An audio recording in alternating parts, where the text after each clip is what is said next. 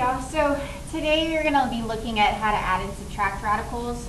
Remember, a radical is just a square root. We talked a lot about this, about how to simplify them last time, and today we'll be adding and subtracting.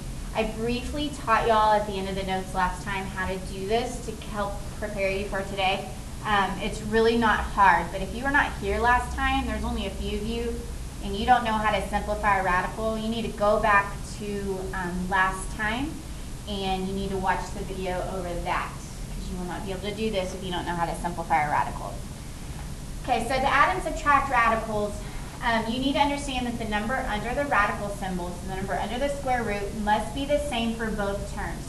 So if you look at this first example of 2 square root of 5 plus 3 square root of 5, notice those are both square roots of 5.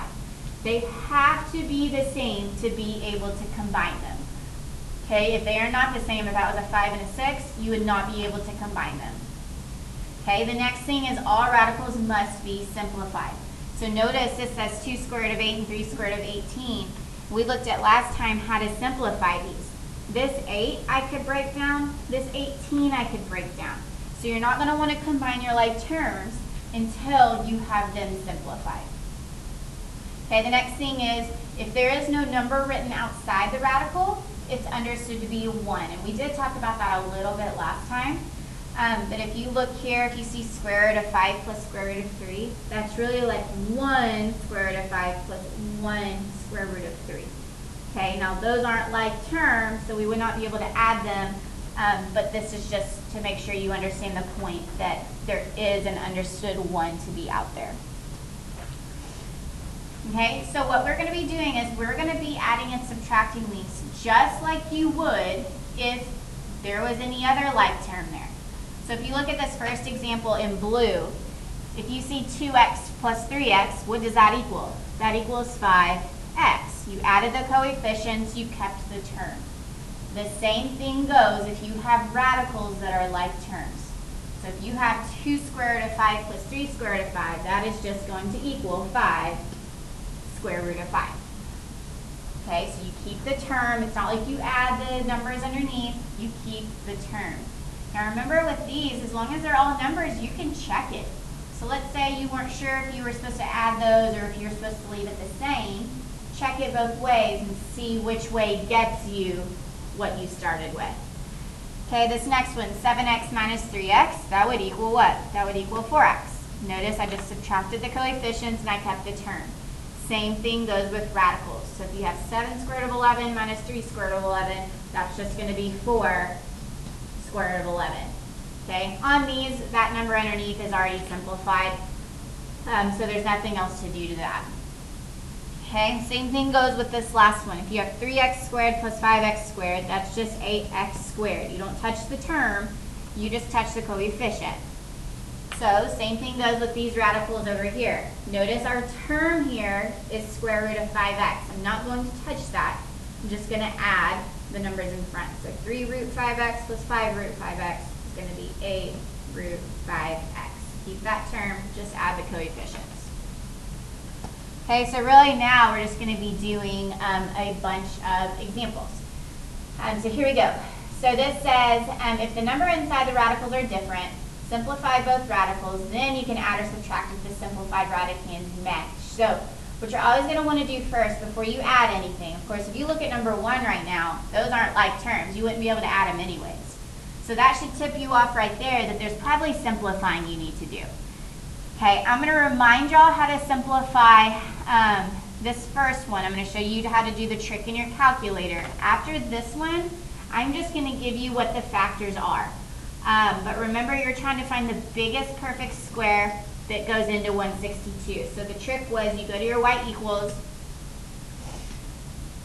okay, and you're going to type in 162 divided by x, pull your table up, and then you just start looking across and see what your biggest perfect square is. It could be in your x column, it could be in your y column. We don't want decimals, so we can overlook those. But if you look at 2, what's next to 2? 81. That has got to be the biggest perfect square. Remember, you could check by looking at the 2.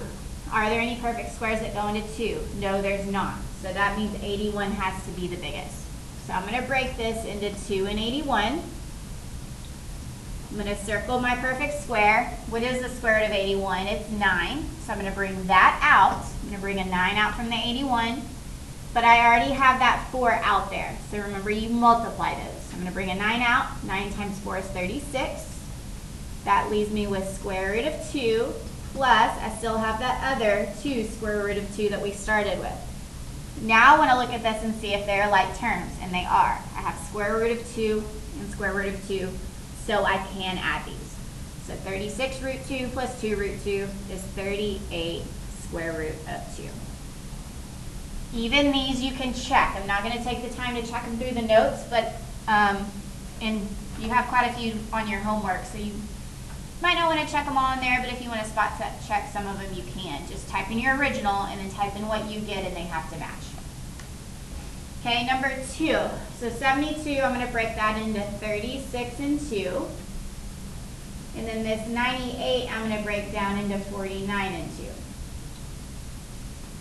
Okay, so the square root of 36 is 6. I'm going to bring that out, but I have a 2 out there already. So that's going to be 12 square root of 2 plus, I'm going to bring the square root of 49 is 7, so I'm going to bring that out. So I have 7 square root of 2.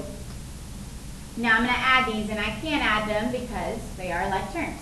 So 12 root 2 plus 7 root 2 is going to be 19 square root of 2. That is your answer. Okay. On these next, however many there are, let's see, there's, well, we'll just practice these 2. But if you wanted to pause it and work these and then check my answers, you can do that. So this first one, I'm going to break into 4 and 3. Okay, I'm going to bring a 2 out from that 4, but I already have a 2 out there. So that's going to be 4 square root of 3 plus the 75. I'm going to break into 25 times 3. The square root of 25 is 5, so I'm going to bring that out. I'm left with square root of 3. Now I check for like terms. I do have like terms, so I can add these. So 4 root 3 plus 5 root 3 is going to be 9 square root of 3. Okay, this next one, 63, I can break that into 9 times 7. So I'm going to bring a 3 out from that 9. I already have a 5 out there, so that's 15 square root of 7 plus this 28. I'm going to break into 4 times 7. The square root of 4 is 2, so I'm going to bring that out, but I already have a 3 out there, so that's 6 square root of 7. Now I check for like terms, and they are. So 15 root 7 plus 6 root 7 is 21 square root of 7.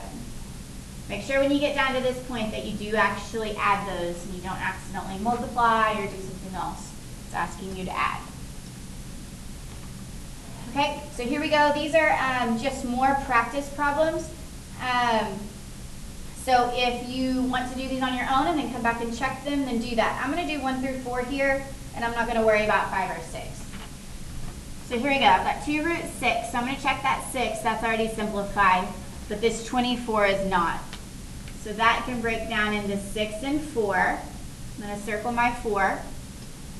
So I still have this 2 root 6 out front. Now I'm going to bring a 2 out from that 4, but I already have a 2 out there. So that's going to be 4 square root of 6. Now I check to see if these are like terms, and they are. So I have 2 square root of 6 minus 4 square root of 6. So 2 minus 4, that's negative 2 square root of 6. Again, you can check these, but I'm not going to take the time to do that. Number 2, that square root of 3 is already simplified, but I do need to simplify that 27. I'm going to do that into 9 times 3. So I still have this stuff out front, negative 2 square root of 3. Plus, I'm going to bring a 3 out from the 9, but I already have a 3 out there. So 3 times 3, that's going to be 9 square root of 3.